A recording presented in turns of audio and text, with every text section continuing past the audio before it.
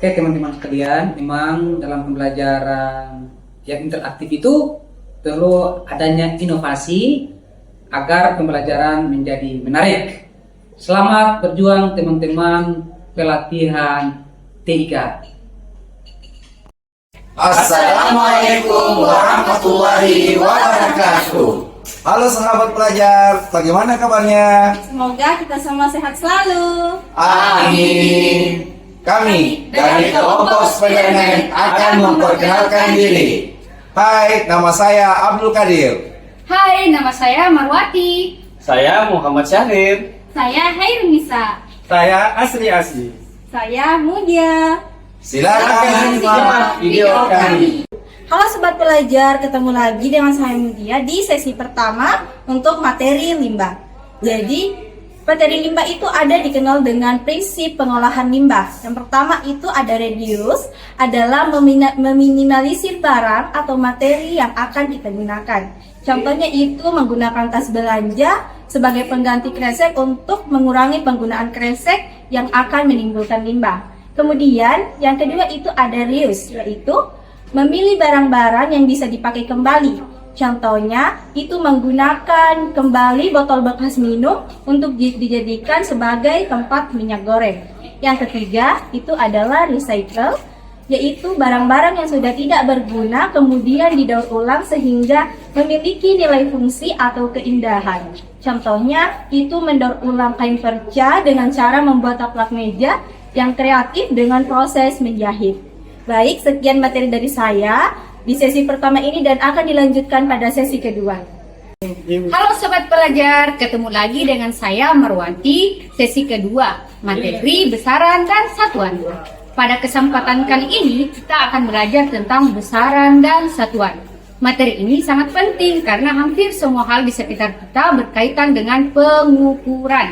Mulai dari saat kita menimbang berat badan, mengukur panjang tali, sampai menghitung waktu bermain. Semua ini melibatkan angka dan satuan. Nah, supaya kita tidak bingung saat pelajaran IPA untuk kedepannya, yuk kita pahami dulu dasar-dasar lewat materi ini. Yang pertama, materi besaran. Nah, besaran adalah sesuatu yang dapat diukur dan bisa dituliskan dengan bentuk angka dan satuan. Contohnya itu panjang meja 120 cm, berat badan 45 kg, waktu memasak 30 menit. Jadi kalau kamu hanya bilang mejanya panjang, itu belum jelas, tapi kamu harus bilang mejanya panjangnya 120 cm. Itu baru betul. Yang selanjutnya jenis-jenis besaran. Besaran dibagi menjadi dua. Yang pertama besaran pokok dan yang kedua besaran turunan. Besaran pokok ini besaran yang sudah ditentukan dari awal dan tidak diturunkan dari besaran lainnya. Contohnya panjang, massa, waktu, suhu, arus listrik, jumlah saat, intensitas cahaya. Selanjutnya besaran turunan. Besaran yang diturunkan dari besaran pokok. Contohnya volume diturunkan dari panjang, lebar. Nah, sekian materi dari saya pada sesi kedua dan akan dilanjutkan pada sesi ketiga. Wassalamualaikum warahmatullahi wabarakatuh. Sekarang kita belajar memperkenalkan diri. Kalau kita mau bilang namaku Ahmad, maka dalam bahasa Arabnya itu Ismi Ahmad. Kalau kita mau bertanya siapa namamu, berarti Masmuki. Kalau untuk laki-laki Mas Muka, untuk perempuan Mas Muki. Contoh percakapannya percakapan antara si A dengan si B. Si A Assalamualaikum, si B menjawab Waalaikumsalam. Si A Mas Muki, si B Ismi Nadia. Si A Min aina anti, si B Ana min Indonesia. Si A bertanya lagi, ilaliko. Si B menjawab, ma'assalama. Bagaimana? Mudah bukan? Sekian materi dari saya pada sesi ketiga, akan dilanjutkan pada sesi keempat. Ketemu lagi dengan saya Abdul Qadir pada sesi keempat ini, di mana akan memberikan materi tentang tugas guru BK. Guru BK merupakan bimbingan konseling yang peran penting dalam membantu siswa mengembangkan potensi diri, mengatasi masalah, dan mencapai tujuan akademis. Berikut beberapa materi yang mungkin relevan dengan guru BK. Di antaranya, bimbingan akademis, membantu siswa dalam memilih jurusan, mata pelajaran, dan strategis belajar yang efektif. Kemudian, konseling yang kedua adalah membantu siswa dalam mengatasi masalah pribadi, sosial, emosional, dan yang ketiga adalah membantu siswa mengembangkan nilai-nilai positif seperti empati, tanggung jawab, serta kerjasama. Dan yang keempat adalah karir dan pengembangan diri, di mana kita membantu siswa dalam mengeksplorasi minat, bakat, dan tujuan karir itu sendiri.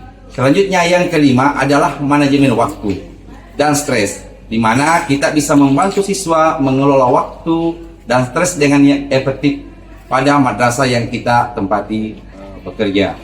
Dan selanjutnya adalah pengembangan keterampilan sosial, di mana sebagai guru BK bisa membantu siswa dalam mengembangkan keterampilan sosial seperti kerjasama tim dan resolusi konflik.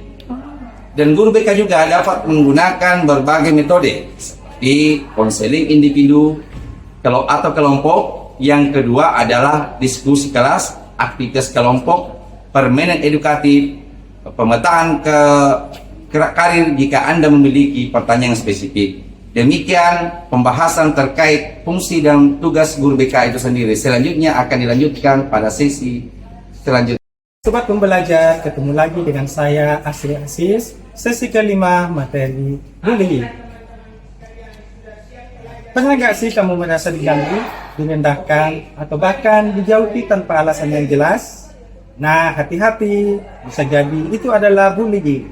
Dan percayalah, itu bukan lelucon. Apa sih bullying itu? Bullying adalah perilaku agresif yang dilakukan secara berulang-ulang untuk menyakiti orang lain, baik secara fisik, mental, atau sosial. Jenis-jenis bullying. Yang pertama, bullying fisik. Ini yang paling kelihatan. Contohnya dipukul, ditendang, atau dijambak. Yang kedua, bullying verbal, yaitu dengan kata-kata menyakitkan, misalnya mengejek, memanggil dengan julukan yang merendahkan seperti "Hei gendut", "Hei pesek". Yang ketiga, bullying sosial. Ini yang diam-diam menyakitin, contohnya dikucilkan, dijauhi, atau disebar gosipnya. Lihat tuh ya. Nah, stop. Jangan jadi penyebar luka lewat kata.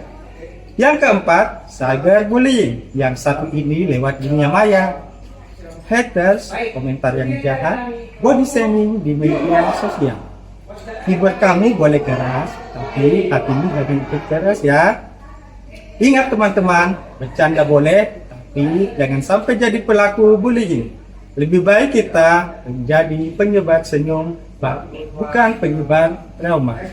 Kalau kamu jadi korban, jangan diam, ceritakan ke guru BK, orang tua, atau orang yang kamu percaya.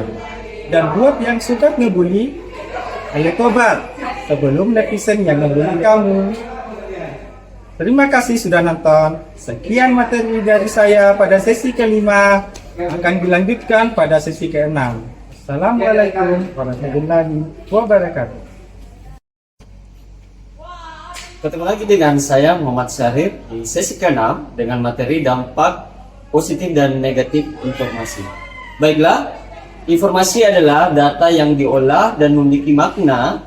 Di era digital, informasi dapat diakses dengan mudah melalui internet, media sosial, televisi, dan berbagai platform digital lainnya. Dampak positif yang pertama yaitu sebagai akses ilmu pengetahuan, di mana informasi dari internet memudahkan siswa belajar mandiri, mencari referensi, dan mengembangkan wawasan. Kemudian yang kedua, sebagai komunikasi global, di mana informasi memungkinkan kita terhubung dengan orang dari berbagai belahan dunia. Dan yang ketiga, sebagai peluang ekonomi, di mana informasi memunculkan peluang usaha online, e-commerce, dan freelance. Kemudian yang keempat, kemajuan teknologi, di mana informasi mempercepat inovasi teknologi, terutama dalam bidang kesehatan, transportasi, dan pendidikan. Kemudian yang kelima, sebagai kesadaran sosial, di mana informasi membantu meningkatkan kepedulian terhadap isu sosial dan lingkungan. Kemudian selanjutnya yaitu dampak negatif informasi, di mana informasi bisa merupakan sebuah hoax atau berita bohong, di mana informasi palsu bisa menyebar cepat dan menyebabkan kebingungan atau kepanikan. Kemudian selanjutnya yang kedua, ketergantungan. Dengan informasi kita akan terlalu sering mengakses informasi hiburan bisa membuat malas belajar dan menurunkan produktivitas. Kemudian yang ketiga, sebagai overload informasi. Dengan terlalu banyak informasi bisa membuat sulit membedakan yang benar atau yang penting. Dan yang keempat, konten negatif, di mana informasi juga mengandung kekerasan, pornografi atau ujaran kebencian. Dan selanjutnya, yaitu adanya pelanggaran privasi, yaitu di mana informasi dapat tersebar jika tidak hati-hati saat berbagi informasi dan internet. Sekian. Demikian video dari kami dari kelompok Spider-Man. Semoga bermanfaat. Terima kasih. Assalamualaikum warahmatullahi wabarakatuh.